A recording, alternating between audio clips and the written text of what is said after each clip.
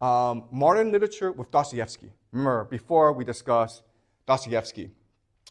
For Dostoevsky, the heart is a deep, impenetrable ocean, and our psychology responds to external events. We live in the world and respond to the world. We must surrender ourselves to others to seek salvation and redemption. We cannot rely on ourselves to forgive ourselves, to love ourselves. We must rely on others. We are in a community of people, okay? So these are the truths of Dostoevsky. When we get to modern literature, self-discovery will allow for self-mastery. Our psychology responds to suppressed memories. We can be our own salvation and redemption. It's too optimistic. It's too positive. Okay? It's saying that, hey, if you're poor, don't worry about it. As long as you think happy thoughts, you'll be good. Okay? This idea of positive psychology, right, that we have today. Carl Jung and Sigmund Freud also had a major influence on Pablo Picasso. And you can see it from his painting, Head of a Woman, okay? Now, what you will notice is it's a cubist portrait of a woman, but if you look further, it's actually two people as well, okay?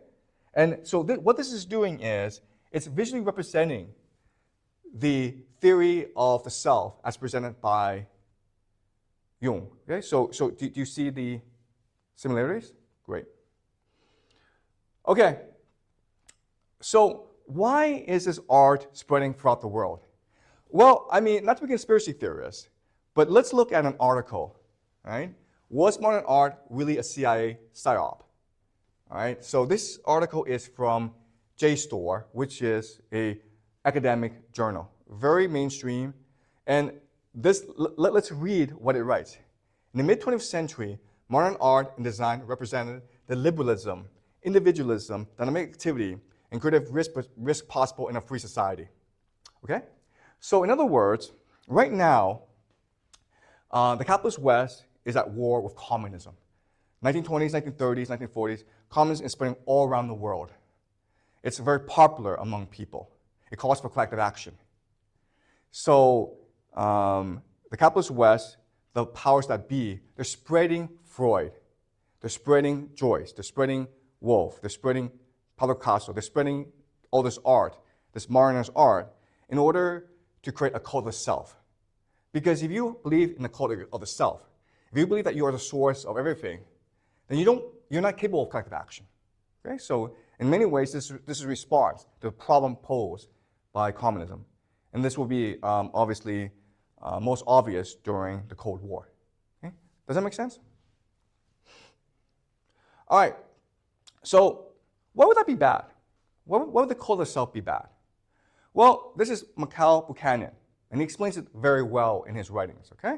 So let's read really quickly what he wrote.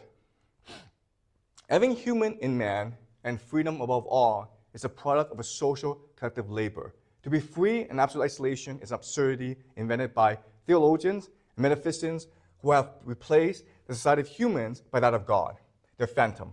To say that each person feels free in the presence of God, that is, the presence of absolute emptiness, nothingness. Freedom in isolation, then, is the freedom of nothingness, or indeed the nothingness of freedom, slavery. God, the figment of God, has been historically the moral source, or rather, the immoral source of all slaveries.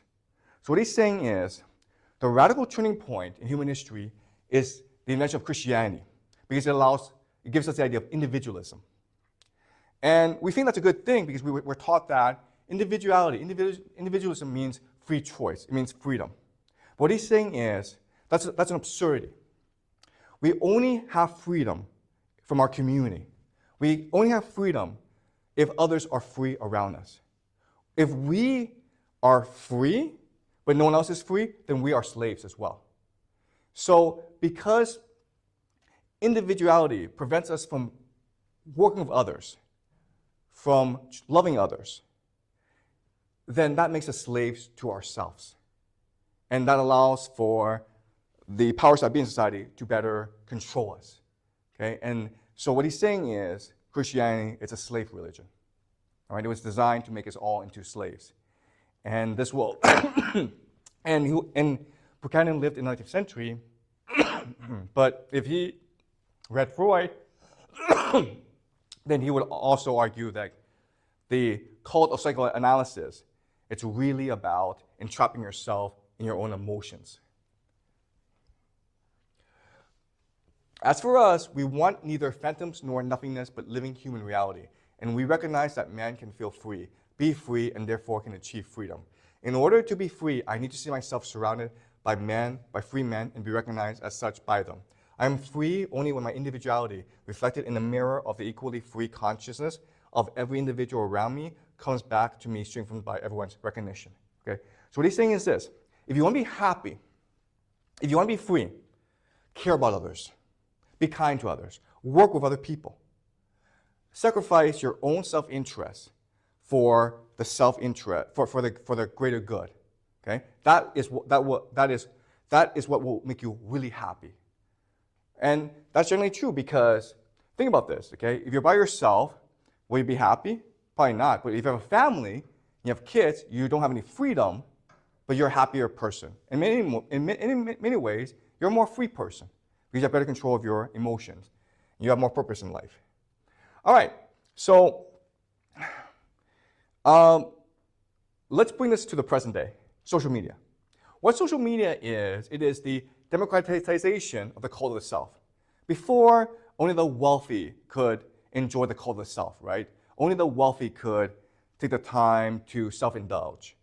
But now, with social media, everyone can participate in the cult of the self. And that has led to a global epidemic of depression, okay?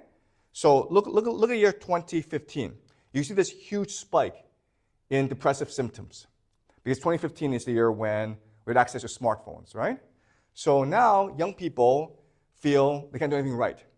Life is not useful, and I do not enjoy life. Okay, this huge spike, which has led to a huge spike in suicide, all right? And this is happening throughout the world, not only in North America and Europe, but also in Latin America and East Asia as well. So the cult of the self, which originated in Europe, has now conquered the world through technology. All right? So that's it. All right? So the answer to the three questions. The first question is, where did Freud get his idea? Second question, why did Freud break with Jung? The third question, why is Freud's idea so popular today? Okay? Well, it's all to serve the interests of the powerful. And that's the world we live in today.